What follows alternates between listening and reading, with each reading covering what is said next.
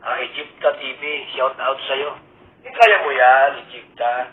Huwag kang mahiya. Si Erica na isang dating beneficiary ng Kalingap ay patuloy pa rin palang nag-iingay sa mundo ng social media kahit ito ay wala na sa Kalingap. Bago pa umalis ito ng Kalingap, sa kanyang huling mensahe ay nagpaalam ito kay Kalingap Rab. Pinagbawalan na raw siya ng kanyang lolo na maiblog ni Kalingap Rab dahil ito raw ay isang sagabal sa kanyang pag-aaral. Sa madaling salita ay nakakasira raw. Ngunit ang lahat ng ito ay walang katotohanan ayon sa kanyang lolong si Lolo Miguel. Kaya napakasinungaling pala talaga ni Erica. Gusto lang yatang pagkapirahan si Kalingap Rab. At mukha yatang sanay na ito pagdating sa kapirahan. Dahil ayon sa kanyang dating Facebook ay makikita mo ang mga larawan ni Erica na siya pala ay isang tomboy. Kaya no wonder na aayawan niya ang love team na teleserye na kasama si Edu.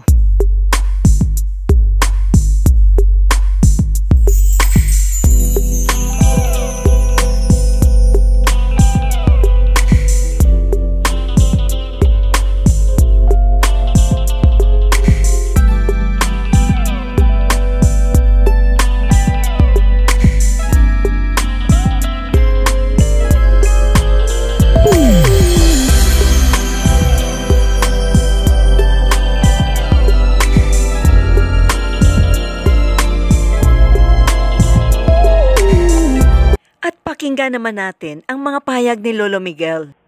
Nagpagawa daw ba talaga ang e-lovers? Oh,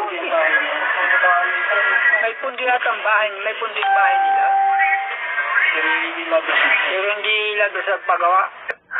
Abas, Hindi labers. Alam ko may pundi yan. May pundi yan.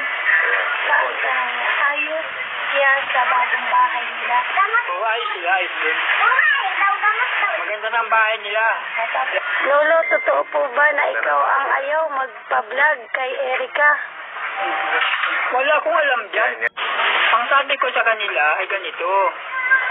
I-vlog nila na, halimbawa sa isang linggo, 3 o 2. Wag lang yung araw-araw at mag-iiswi lang nga si Erica.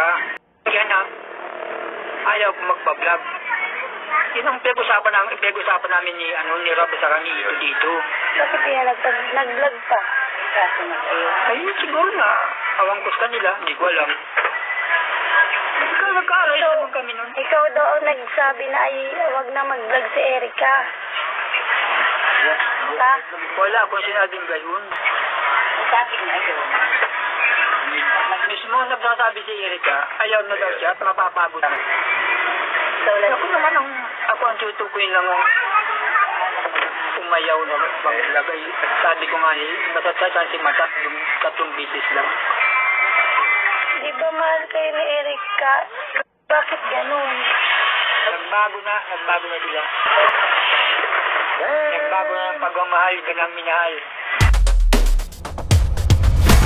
Ang lahat ng ipinakita ni Erica ay pawang mga kasinungalingan, lalong-lalo na sa ginawa niya sa Kalingap. Mukha yatang hindi maganda ang pag-uugali ni Erica at makikita natin ito sa kanyang mga aksyon, lalong-lalo na ay dati pala siyang tomboy. So alam niyo naman ang karakter ng isang tomboy pagdating ito sa kapirahan. Pero hindi naman lahat ng tomboy ay masama. Mukha yatang nasulsulan si Erica sa mga taong nakapaligid sa kanya. Even Lolo Miguel ay naobserbahan ang pagbabago ni Erica. Sigurado ako merong isang taong bad influence para kay Erica, kaya ito nagbabago. Lalong-lalo na ay kalat na meron siyang kahalikang babae. Well, it's her life. Wala tayong pakialam. Pero tungkol sa bahay ni Erica na napapabalita na meron nang naipatayo, ay wala pa ako nakikita. Kayo ba'y meron nang nakita? Kayo, anong masasabi nyo tungkol kay Erica? Comment down!